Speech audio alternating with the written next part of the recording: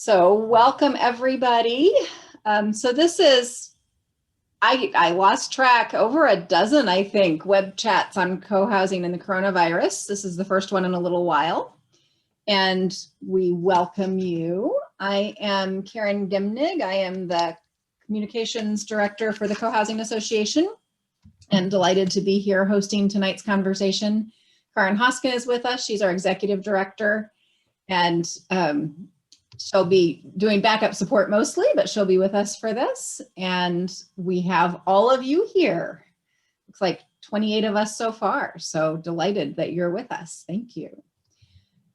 So what we thought we'd do today is I'll do just a little bit of an overview, and then we'll everybody kind of contribute where you are and what you all want to talk about. I think we'll spend a little time in small group breakout rooms because people seem to get a better sharing opportunity that way. And then we'll come back and share some things out into the main group. But that's the plan. So hello, everyone, and welcome to this web chat. I do want to mention that the Co-Housing Association runs largely on donations from people like you and from communities that support us in partnership with us through Community Launch and Community Partnership. So we'll give you more information about that if you haven't already heard it, but we're really looking forward to being more closely in partnership with all of you in the coming year. So welcome. So turning to our topic of kind of coronavirus and co-housing and what's happening with that, I thought I would share just a few observations of what Karen and I are hearing broadly in the co-housing world, kind of from where we're sitting as a way of overview, and then we'll get into some more details with all of you. So one of the things that we're hearing is that co-housers are really creative, that we have not stopped coming up with new and different and creative and clever ideas for how to remain connected despite the limitations and struggles related to coronavirus in this time. So we're pretty excited about that. We're also hearing that proficiency is growing. People who never heard of Zoom 6 or 8 months ago are now skilled, and people who were skilled have new tools, and people who aren't so skilled are getting taught by other people who are skilled. And so there is this amazing sort of proficiency and skill set growing, particularly around online connections and all of the tech skills that help make that possible. So that's an exciting piece. We're hearing that communities are adapting to new information as CDC and other sources come out with sort of new information about what spreads and what's likely and what's safe and what's not safe, that some adjustments are being made around that. And we're hearing that we're tired. We don't want to be quarantined anymore, and we don't want to be isolated anymore. And we moved into co-housing to be in community with each other, and we want to go back into our common houses, and we want to be doing common meals. And we're just tired. And we continue to have different viewpoints, that not everyone in community has the same idea about how much safety is enough safety, or what kind of safety is the right kind of safety, or when to wear a mask or when not to wear a mask, or when to gather, or how to use a common house, or all those kinds of things. So we're hearing that there continue to be tensions and conflicts and struggles when one member of community is different than another member of community. And that, of course, is not unique to coronavirus, but it certainly is a place of high emotion and high concern and high importance, which, of course, means that the tangles tend to get more intense. So we're hearing that that's happening. And we're hearing that beyond all of that, co-housers are committed to community. We're committed to each other. We're committed to care for one another. We're committed to being in this together and supporting one another and keeping others safe and keeping ourselves safe. And that continues to be a huge priority despite the frustration and the struggles. So that's kind of the overview, the state of co-housing and the coronavirus as Karen and I are hearing it. And we're eager to hear from all of you. And with now 34 of us on this call, I'm going to suggest that we use our chat window to get some input from all of you, and I'll make sure I share that when we share the recording as well. But I'll put the prompt in there, but looking for your input. What are you doing that's new? What new ideas have you had? What new creative approaches, you or anyone in your community or anyone you've heard of or something you've thought of but haven't tried yet, but you know, maybe you've added a heater to your patio or something. What are you doing? What new ideas? What's new with you? And if you can just share in a few sentences and put it in the chat where we can all see it. Changing meal times for weather, yeah. Online games, great. Buying outdoor heaters, or at least tried, yeah.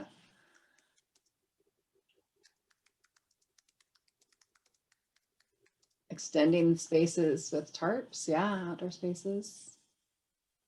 Outdoor events with distancing. Porch happy hour.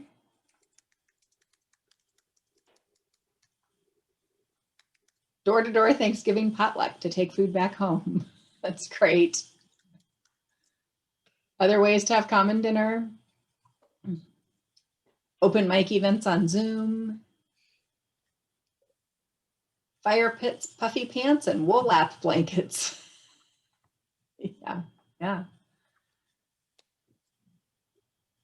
Gathering with masks and distance. And a 6 by 6 foot table on the patio. Like that. Small pods to connect. And more. All right. Thanks, everybody. Lots of great ideas. And then the next piece I want to put in the chat is, what would you like to learn from others today? What problem are you coming with? What questions are you coming with? What are you hoping we'll get to in tonight's conversation?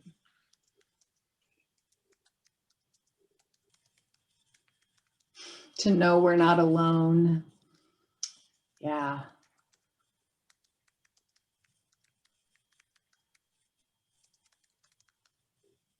So while you are sort of finishing up those questions in the chat, I'll review those while you're in breakout rooms and kind of organize our conversation when you get back around some of those topics in particular. But we wanted you to have a chance to just sort of network and share and be together with people from other groups and other perspectives. So looking for that to happen, and we're going to put you in breakout rooms for about 20 minutes. So you'll have a goodly conversation, and then we'll come back and share on the broad group about some of these specific topics that you've asked about. So you should have time for some good, rich discussion. So enjoy each other, and we'll see you. Here we go.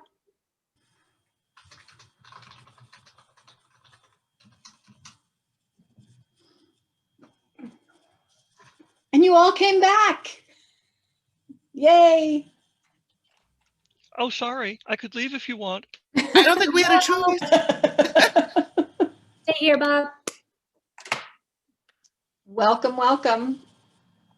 So we have a lot of things to talk about in about 20 minutes here.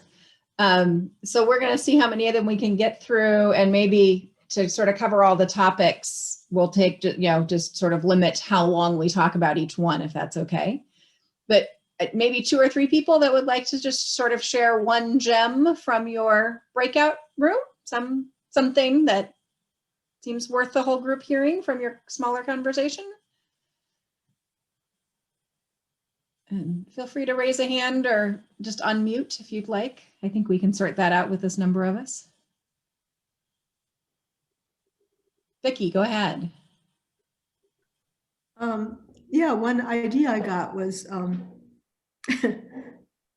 someone said in their community, they celebrate everything they can, like chocolate day or whatever happens to be on the calendar that day, just to have something to celebrate, and they figure out a way to do it. Oh, I love that. Thank you for sharing that. Maybe one or two more, just something from your group that seems worth sharing with the big group. Deborah, why don't you tell about the Thanksgiving meal? Oh, you're muted. There's somebody from my community who actually was at that meal, Avi. So Avi, I was telling my group about how, in terms of trying to not let this whole pandemic destroyed community and drive everybody crazy, that there was the big decision about whether to have a Thanksgiving meal together or not, and what the risk would be.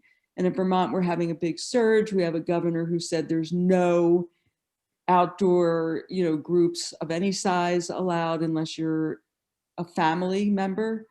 And in Vermont, we just had some semi-nice weather. I think it might have been in the mid 40s on Sunday. So the community decided to have a Thanksgiving dinner together by everybody preparing a dish, putting it on a table outside.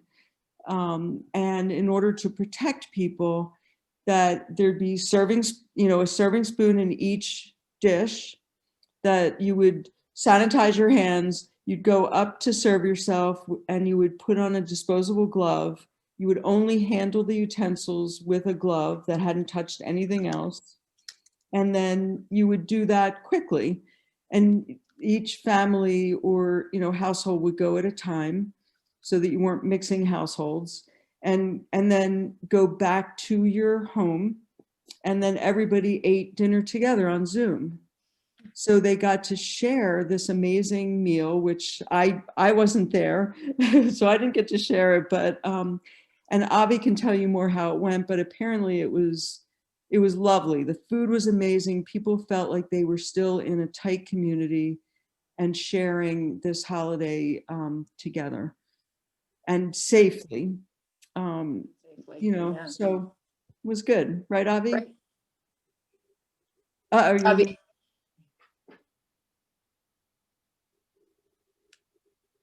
You're muted.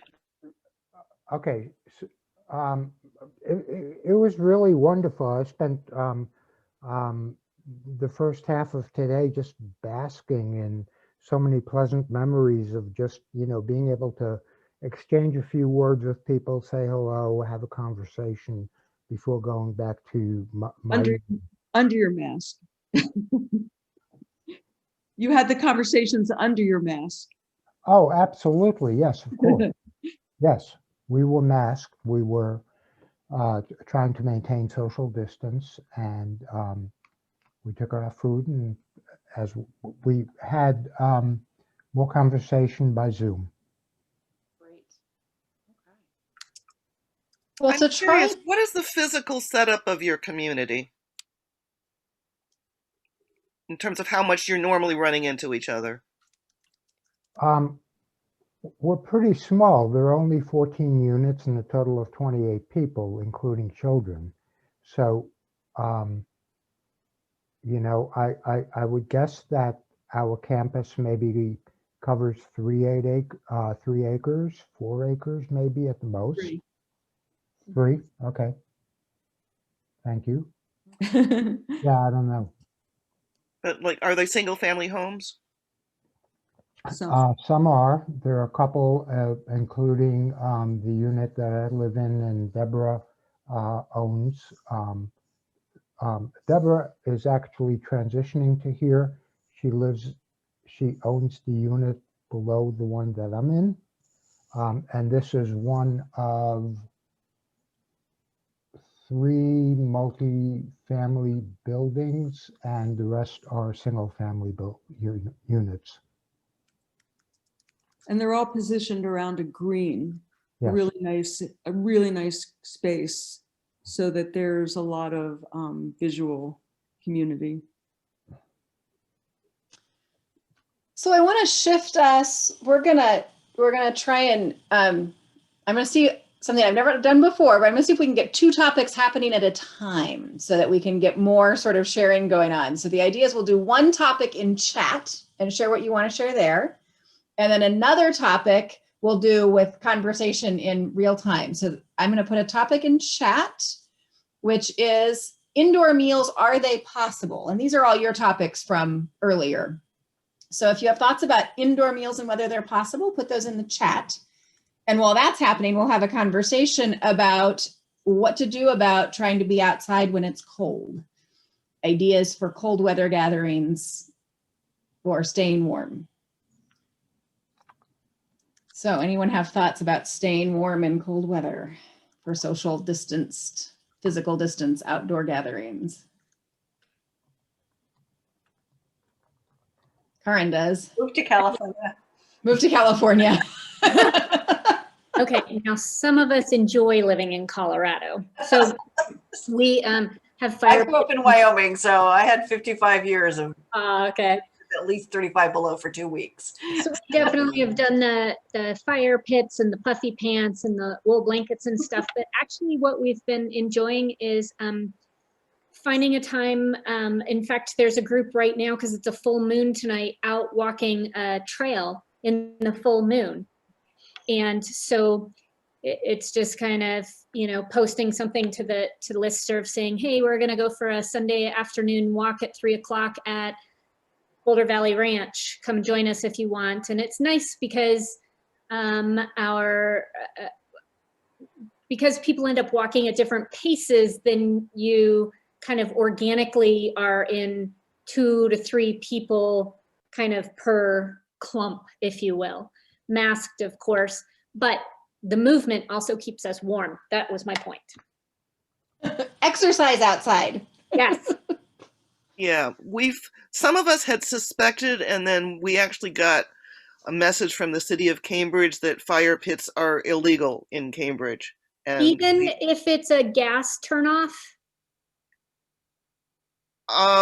Check into that, because I know in Boulder here, you know, Colorado's half of it was on fire this summer, and we're still on fire bans. But if it's a propane tank fueled fire pit, that's allowed because you can turn it off instantly and there's no sparks. Well, I know that I was at a presentation by the fire prevention officer of a different community for a Alright. different reason, and he said that there are certain communities where it's considered that the density is too high of the That's too bad. and so that pants for everybody, and yeah, wool he black said blankets. it's only how can I say it, appliances where their purpose is cooking you can use. You can't have a fire pit and roast marshmallows on it and say, oh well, we're cooking, you know. Right. But if it's like a grill that's meant for cooking, you can use it. Got it. Of course, it's less convincing if the marshmallows actually look like they're 4 years old, too. But we've tried to purchase outdoor gas, you know, to put on our porch on the cabin, so where we do social distance, and you can't buy them. I mean, they're just not Right. available. Other people had that idea too. Exactly, you know, and a lot of people have been doing that. Businesses have been doing that, you know, Yep. because their customers can't come inside. So Yeah. that's, you know, it's a great idea, but if you can't buy the equipment. Right. Yep. So I'm going to move us on to a couple of more topics. So in the chat, and do look at the chat because there are some comment on the indoor options there. But the new topic for the chat is, what legal responsibility does the board or HOA have? And I just want to make a disclaimer about that the association is not going to give you legal advice, and that those legal things tend to be state specific or community specific. So take all of that with a great grain of salt. But if anybody has anything to contribute to that topic, you can put that in the chat. And our topic for the verbal conversation is, how do you get member buy-in for protocols? And I'm going to include in that, you know, sort of how you respond when people push the limits of protocols. How do you get people willing to do the things that others would like them to do for safety and community? So thoughts about that one?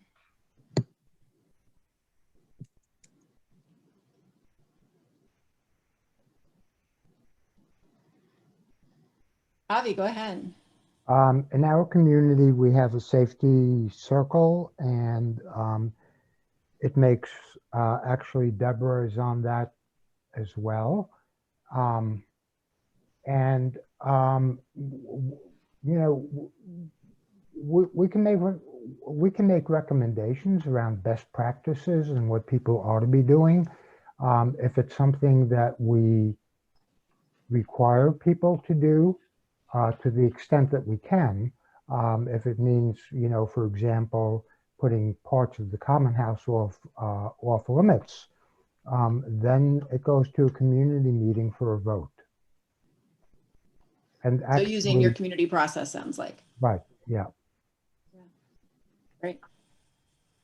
Yeah, I think you just have to keep talking about it with the whole community.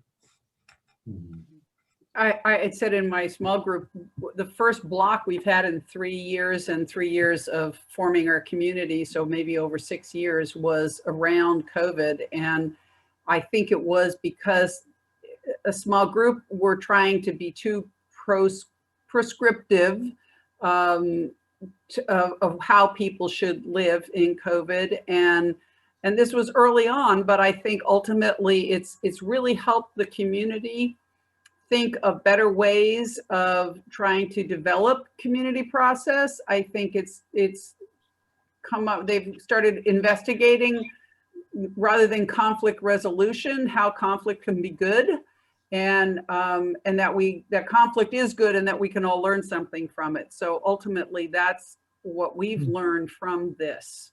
That I think you can't make adults change behavior by telling them that's the right thing to do. Thomas, I think you maybe had a hand up on this topic. I did, thank you. I just wanted to reiterate a little story I was telling to my breakout group, and it involved setting an example, and a cheerful one at that, about, let's just say, mask wearing. And the two women who are founders, I think they're attending tonight. I've learned from them because it's a sort of a cheerful way to remind people we need to wear our masks. We have a sign at the front of our community. Masks are required beyond this, but as a new community, there are a lot of workmen and people coming and going, movers, delivery personnel. And we've chatted about this, and I've had to remind some people, you know, I kind of point to my mask. And these women basically said, no, it's good. You got to remind people, but it's the way you do it. And I've enjoyed watching them where they will say, seeing a UPS delivery person without a mask, and they'll just cheerfully say, can I give you a mask? Or do you need another mask? Or that mask you're wearing, you know, around your throat, can you hike it up a little bit? And here's another one for the rest of your day. So you're going to need a fresh mask. So I think a lot of it is in the tone of what you deliver. We respond to generosity. We respond to friendliness and inclusion. So Beautifully said. Yeah, thank you. So I'm going to try and get us through one more pair of topics here before we have to wrap up for tonight. In the chat, I'm going to put caring for members who are sick. There were some questions about, has anybody had cases? What support are you giving folks? That kind of thing. So if you can add that to the chat. And our topic for the verbal conversation will be welcoming newcomers. So people who are arriving in established communities or forming communities for that matter, in this time of COVID, when you can't, you know, invite them over for dinner and give them a hug or whatever. How are you welcoming? Or ideas for welcoming? Karen. Letter writing. Excuse me. Do y'all remember that? Like getting stationery and an envelope? Because no, I'm serious. And so, yes, and a pen. And so that's something that a community that I know of has really been working on is, and not specifically to new members, but that would absolutely apply. And so it's like a pen pal, and everybody loves getting mail, real mail, in, you know, in the cubby or whatever. But I think that that can be a way to welcome a new person. Maybe tell them your favorite community story or something like that. Barbara, go ahead.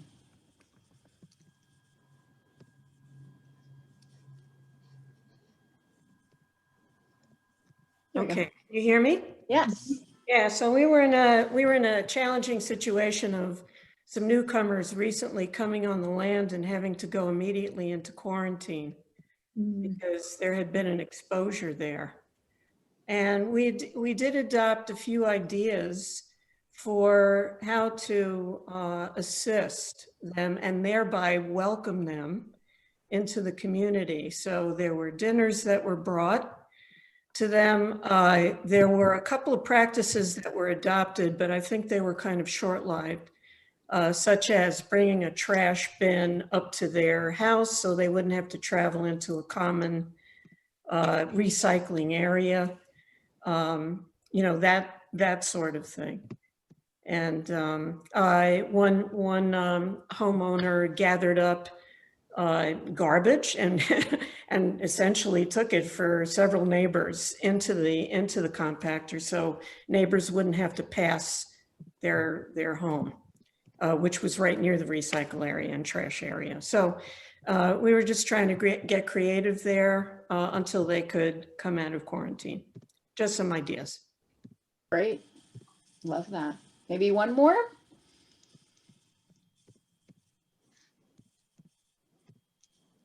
Karen, go ahead. Yeah, we're having a birth. I think it's January or late December, and we had a little physically distanced reception kind of outside when the weather was nice, and each of us took a candle, and the parents-to-be are going to let us know when the labor begins, and we're going to turn on our porch lights and light the candles and just stay in touch. And she's going to be at home, and it's their first. And so I think we're all excited about that. We have plenty of children already, but this is nice to have a birth this winter. Oh yeah, wonderful. Thank you. Okay, so many good ideas and definitely more we could share. So I think we can safely say we will do this again at some point, perhaps in the new year, but we're so glad you've been with us. I mention again that you can donate to support these kinds of events at cohousing.org. We're really glad if you can do that. I also just want to mention our community partnership and community launch programs. Those are for established and forming and building communities, slightly different, but really the idea of being in partnership with all of you with the association so that our community of communities is strong. If you don't know about those, email either Karen or I, and we will get you hooked up with more information. That it's a discount rate to do this sort of thing for our events. And to just sort of be using the co-housing services that we're able to offer, sort of one fee for your community for the whole year. It's the best deal we've ever offered by far. And it has the bonus of, if we can get communities to sign up for this, it really stabilizes the finances of the association. And Karen and I can focus our energy on putting on the programs and the services that you all want to see instead of trying to get the finances to work. So we think it's a great program, a lot of efficiency, and hopefully a whole lot more involvement from even all your other neighbors who only come to free stuff. You can get them to come to some of the events and other programs. So look for information about that. We'll get that out. Linda, thanks. Yeah. Thank you, guys. Thanks, everybody. Thanks I for like being you. here. It's great to see Yes. you. Thanks for doing this, guys. Go write a letter, everyone.